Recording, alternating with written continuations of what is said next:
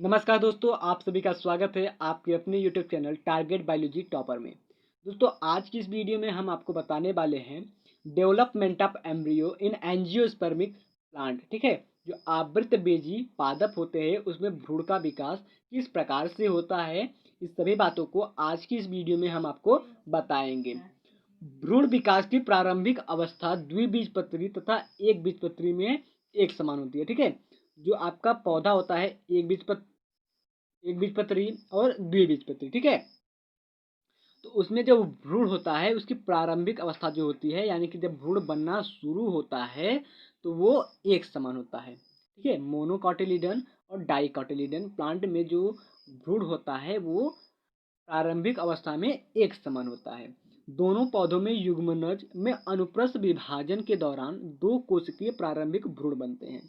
ठीक है, जो मोनोक्लाट प्लांट है और जो डाइक्लाट प्लांट है, द्विबीजपत्री पौधा और एक बीजपत्री पौधा, दोनों के युग्मनज यानी कि जाइगोड में अनुप्रस्थ विभाजन होता है। तो उसके बाद क्या होता है, दो कोशिकीय प्रारंभिक भ्रूण बनते हैं। ठीक है, जब इसमें अनुप्रस्थ विभाजन हो जाएगा, इसमें किसमें, जाइगोट में जब अनुप्रस्थ विभाजन हो जाएगा तो बनेंगे आपके दो कोशिकीय प्रारंभिक भ्रूण। इसकी बीजांड द्वारी कोशिका की तरफ आधारी कोशिका यानी कि बेसल सेल, जो बेसल सेल आपकी पाई जाती है, आधारी कोशिका पाई जाती है, वो बीजांड द्वार की तरफ पाई जाती है तथा भ्रूणपोष की ओर की कोशिका शीर्ष कोशिका टर्मिनल सेल या भ्रूणीय कोशिका कहलाती है। ठीक है, जो बीजांड द्वार की तरफ कोशिका पाई जाती है उसे कहते हैं आधारी कोशिका, जिसे बेसल सेल इंग्लिश में कहते हैं।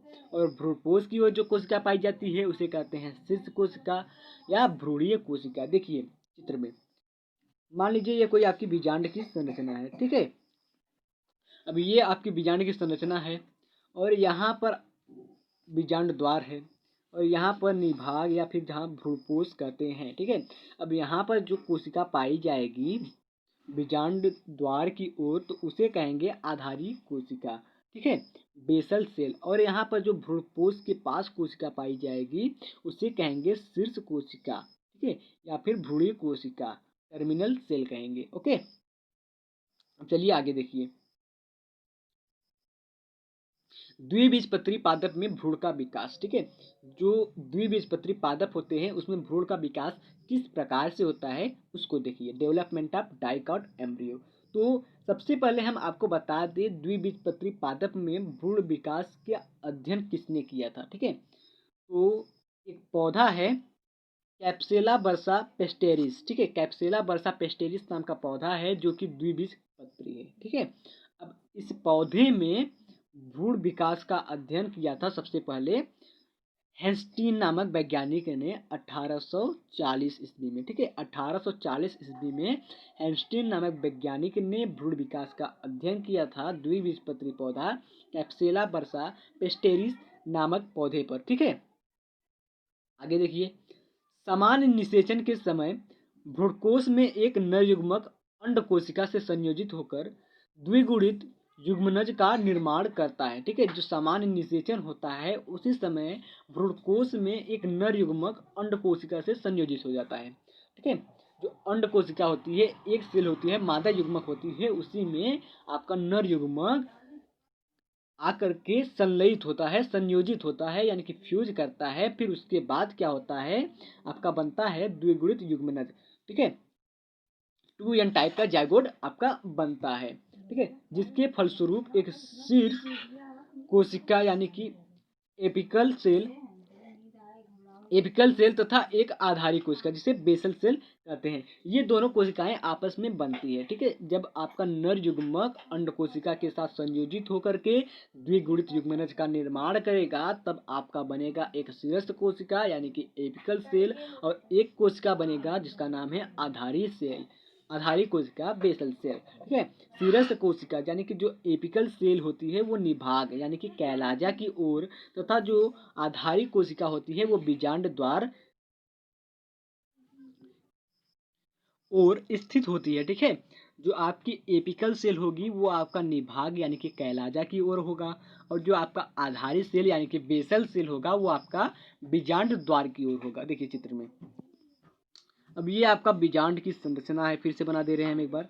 ये आपकी बीजांड की संरचना है, और ये जो भाग है आपका कहलाएगा कैलाजा, ठीक है, कैलाजा कहलाएगा। और ये जो भाग है आपका कहलाएगा बीजांड द्वार, ठीक है, माइक्रोपाइल आपका कहलाएगा। अब यहाँ पर जो कोशिका होगी वो आपकी होगी आधारी कोशिका यानी कि बेसल सेल, और यहाँ पर जो कोशिका होगी वो आपका कहलाएगा एपिकल सेल यानी कि सिरस्थ कोशिका, ठीक है। अब आगे देखिए, सिरस्थ कोशिका, ठीक है, जो एपिकल सेल है यानी कि जो कैलाजा की तरफ सेल पाया जाता है, निभाग की तरफ सेल जो पाया जाता है उसमें होता है अनुदैर्ध्य विभाजन, जिसे कहते हैं लॉन्गिट्यूडिनल डिवीजन, ठीक है। जो सिरस्थ कोशिका होती है उसमें होती है लॉन्गिट्यूडिनल डिवीजन, और जो आधारिक कोशिका होती है यानी कि बेसल सेल होती है जो कि बीजांड द्वार यानी कि माइक्रोपाइल की तरफ पाई जाती है, उसे उसमें होता है अनुप्रस्थ विभाजन यानी कि ट्रांसवर्स डिवीजन, ठीक है। दोनों साथ साथ होते हैं, ठीक है, लॉन्गिट्यूडनल डिवीजन और ट्रांसवर्स डिवीजन दोनों एक साथ होते हैं, ठीक है, आगे पीछे नहीं होकर के बल्कि दोनों एक साथ होते हैं।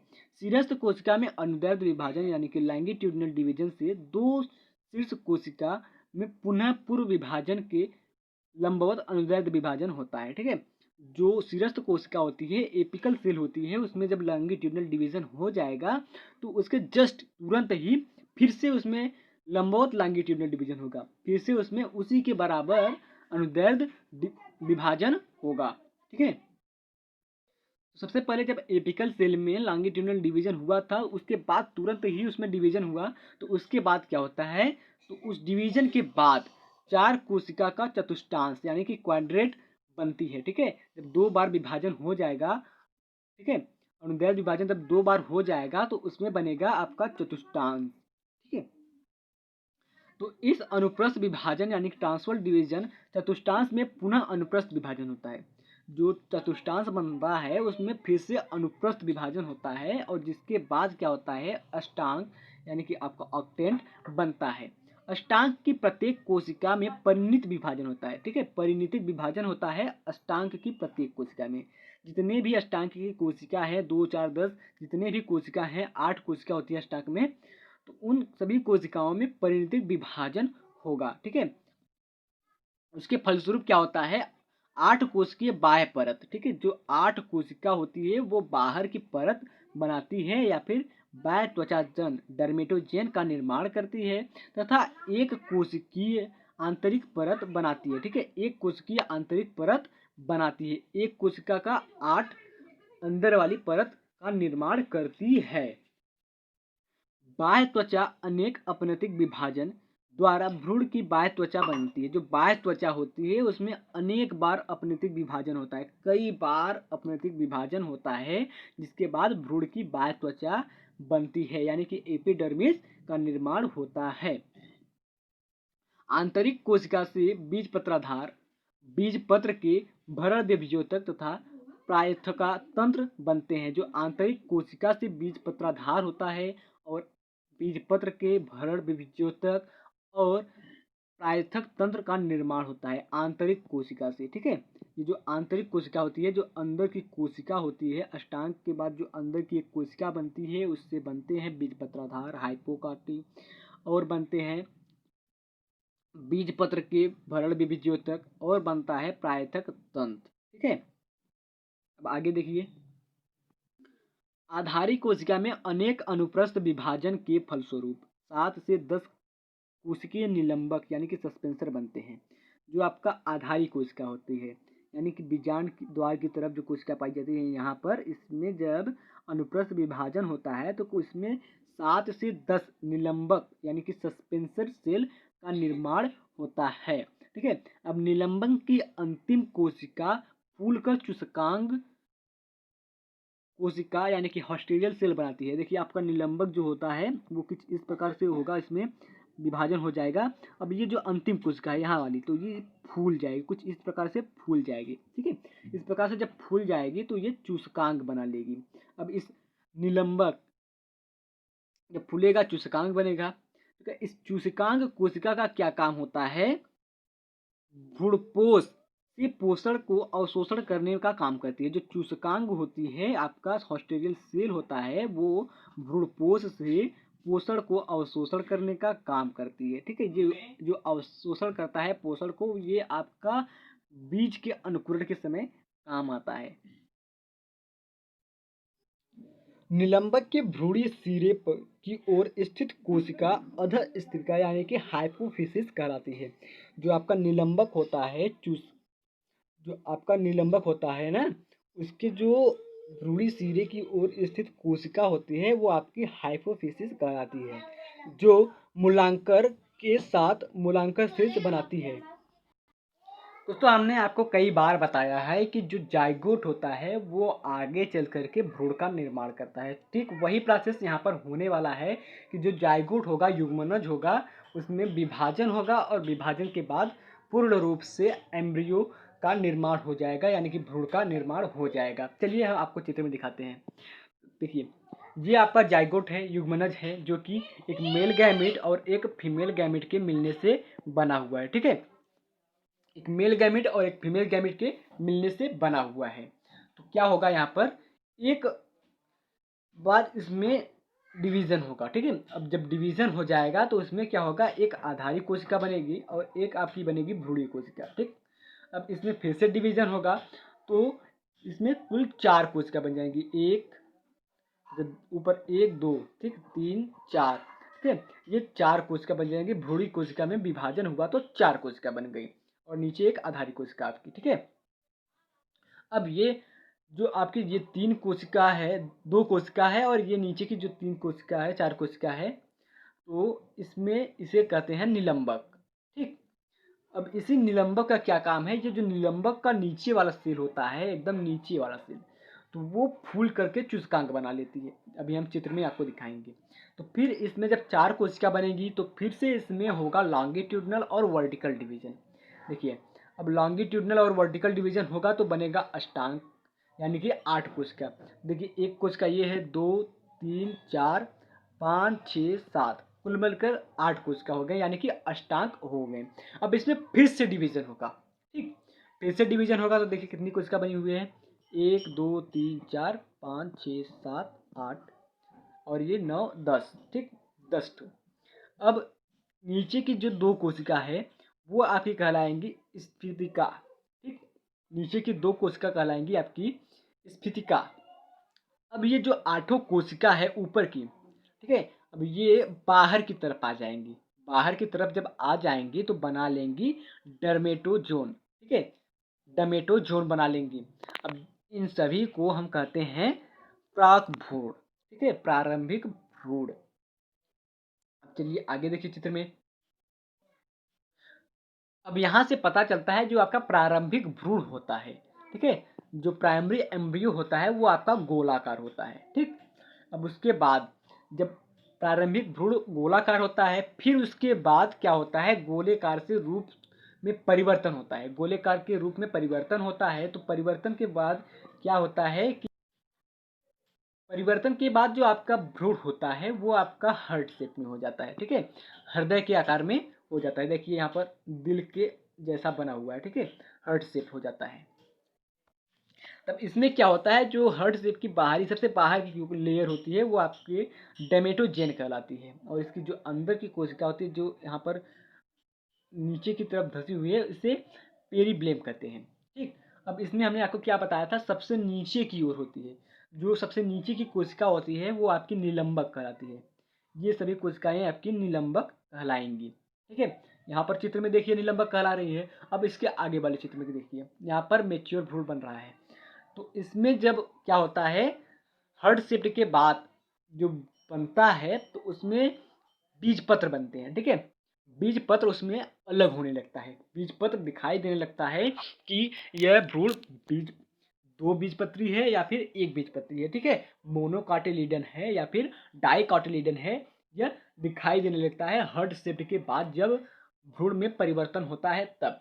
ठीक है, अब इस बीजपत्र के बीचों बीच एक जगह खाली स्थान दिखाई दे रही है। देखिए आपका जो बना हुआ है कुछ इस प्रकार से बना हुआ है। ठीक है, ऐसे बना हुआ है। तो इसमें जो जगह दिखाई दे रही है खाली, यहाँ पर जो जगह खाली दिखाई दे रही है, इसी को कहते हैं प्रांकुर। तो प्रांकुर में क्या होता है, फूड स्टोर होता है, भोजन आपका संचित रहता है। ठीक है, बीज पत्र के प्रांकुर में आपका भोजन संचित रहता है। और मूलांकर में तो ये आपकी जो लास्ट निलंबक की लास्ट कोशिका है, सबसे नीचे वाली कोशिका है, यहाँ पर देखिए ये वाली कोशिका यहाँ पर फूल गई है। ये फूल करके चूसकांग का रूप धारण कर लिया है, चूसकांग बना लिया है। ठीक है, ये आपका चूसकांग बना लिया है। अब आगे देखिए, एक बार फिर से थियरी देखते हैं। ठीक है, शीर्ष कोशिका के विभाजन के फलस्वरूप बनी कोशिकाओं निरंतर विभाजन के बाद भ्रूण पहले गोलाकार बाद में हृदयाकार हो जाता है। जैसे चित्र में देखिए, यहाँ पर ये जो आपकी कोशिका है, इसमें कई बार विभाजन हुआ है। ठीक है, अब विभाजन के बाद सबसे पहले भ्रूण आपका गोलाकार हुआ, फिर उसके बाद आपका भ्रूण हृदयाकार हुआ। ठीक है, आपका भ्रूण हृदयाकार हुआ। ठीक है, हार्ट शेप्ड हो गया। ठीक, अब आगे देखिए क्या होता है।